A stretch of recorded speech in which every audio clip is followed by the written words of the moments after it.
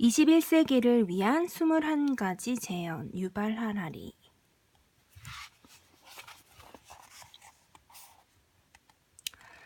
하찮은 정보들이 범람하는 세상에서는 명료성이 힘이다. 이론적으로는 누구나 인류의 미래에 관한 논쟁에 참여할 수 있지만 명료한 전망을 유지하기란 대단히 어렵다. 심지어 그런 논쟁이 진행되고 있는지, 핵심 질문은 무엇인지 알아차리지도 못할 때가 많다. 우리 같은 수십억의 사람들은 그런 것을 일일이 조사해 볼 여유가 거의 없다. 그보다 다급하게 처리해야 할 것이 많기 때문이다. 출근을 해야 하고, 아이를 돌봐야 하고, 나이든 부모도 보살펴야 한다. 불행히도 역사에는 애누리가 없다. 당신이 아이를 먹이고 입히느라 너무 바빠서 잠시 자리를 비운 사이에 인류의 미래가 결정된다 해도 당신과 아이들이 그 결과에서 면제되지는 않는다. 이건 아주 부당하다. 하지만 누가 역사는 공정하다고 했던가? 역사가로서 나는 사람들에게 먹을 것과 입을 것을 주지는 못한다.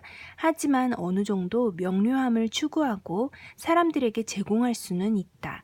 그럼으로써 지구촌의 경기장을 평평하게 하는 데 도움을 줄 수도 있을 것이다. 그 결과 아주 조금이라도 더 많은 사람이 우리 종의 미래에 관한 토론에 참여할 힘을 얻는다면 내 소임은 다한 것이다.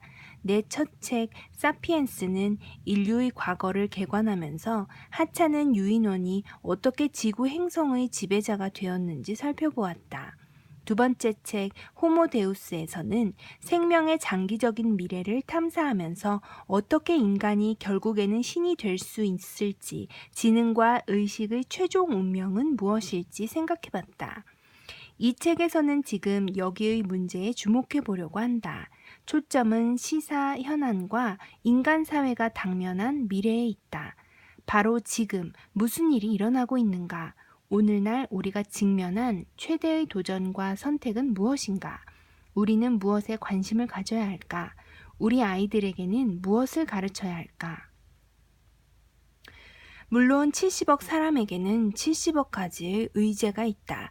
이미 말했듯이 큰 그림에 대해 생각하는 것만 해도 상대적으로 드문 사치다. 뭄바이 빈민촌에서 두 아이를 기르느라 분투하는 홀 어머니의 관심사는 다음 끼니다.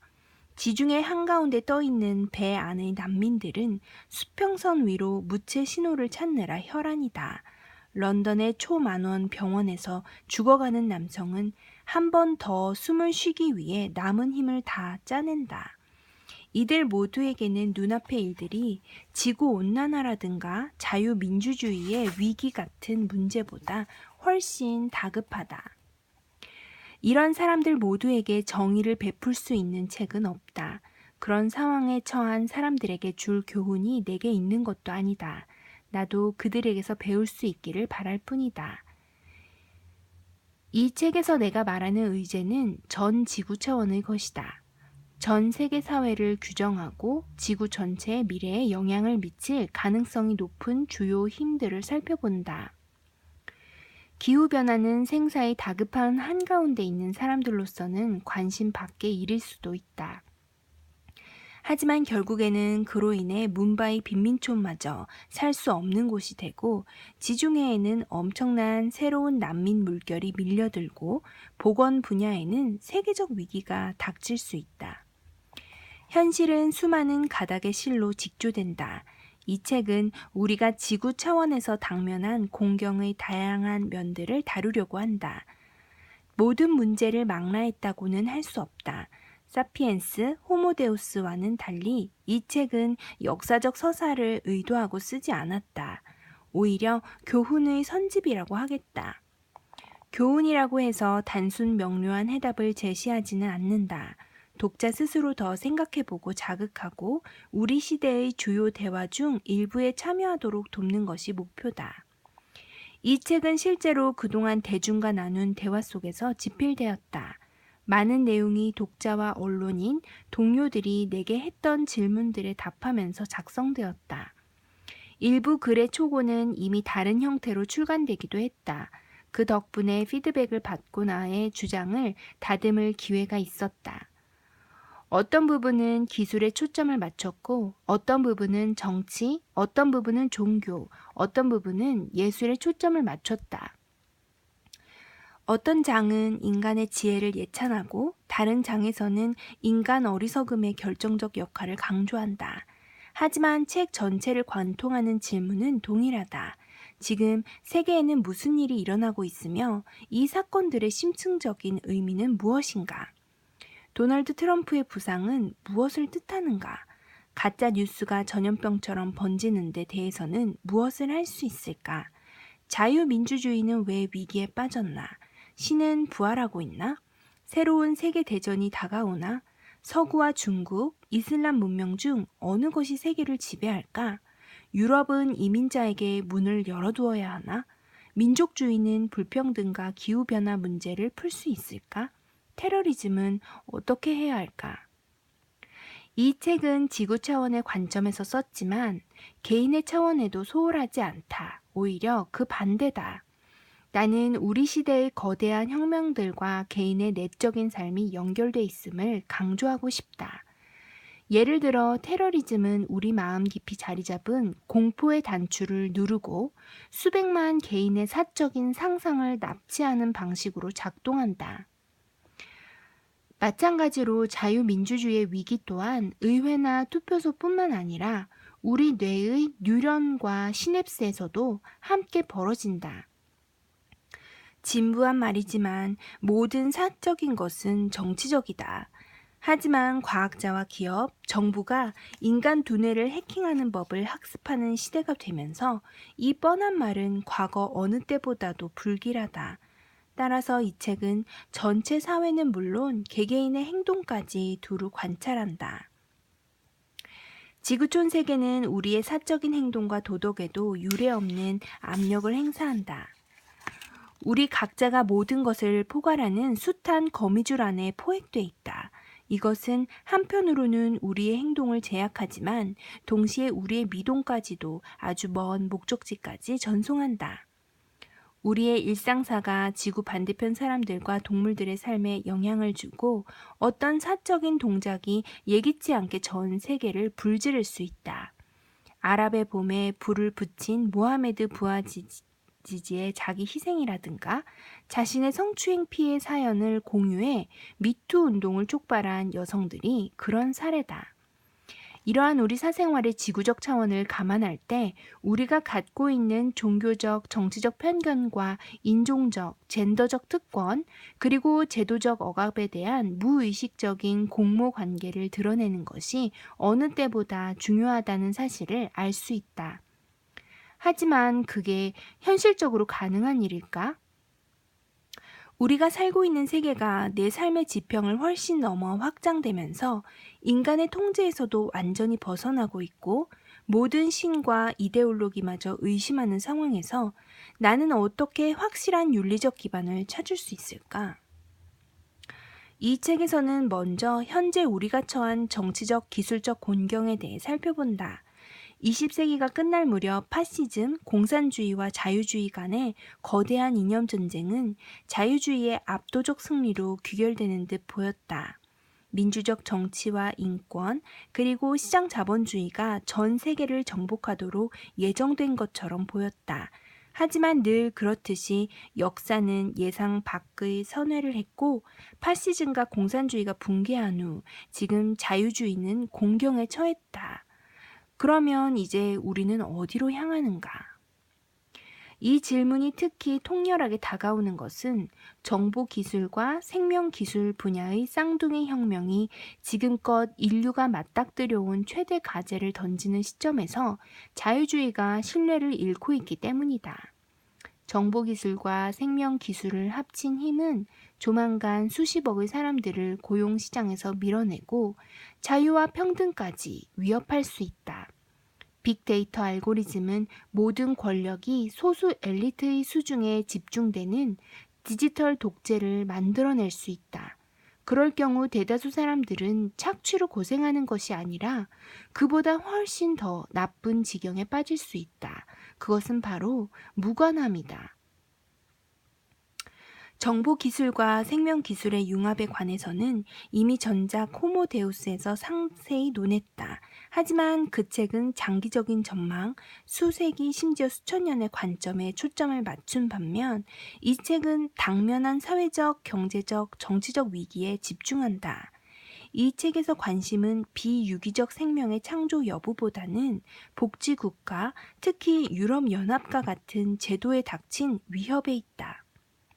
이 책에서 신기술을 야기할 모든 영향을 다룰 생각은 없다. 특히 오늘날 기술은 많은 놀라운 약속들을 제시하고 있지만 이 책에서 나의 의도는 주로 그것이 초래할 위협과 위험을 조명하는 것이다.